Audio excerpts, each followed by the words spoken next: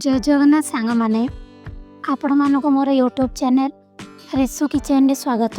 मु आज आपण मानक पई नहीं आसी फूलकोबी चिली।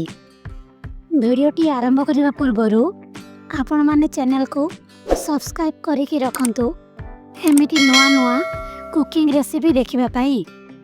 तो चलंतु आज वीडियोटी आरंभ करवा।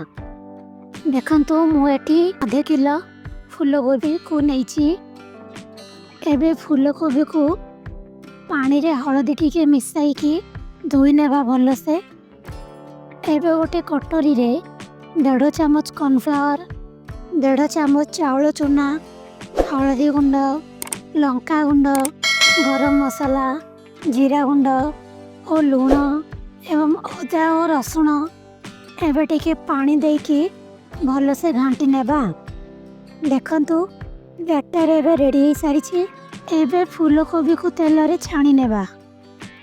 तो देखंतु फूलकोबी छणा ही गला। एबे गोटे कढ़ाई रे तेल पकाइबा। सेथिरे रसुण, कंचा लंका, पियाज, शिमला पकाइकी ताकू घांटी नेबा। एबे एथिरे soya sauce, chilli sauce, Schezwan sauce, tomato sauce, हल्दी गुंड, लंका गुंड, मसला गुंड पकाइकी ताकू घांटी नेबा।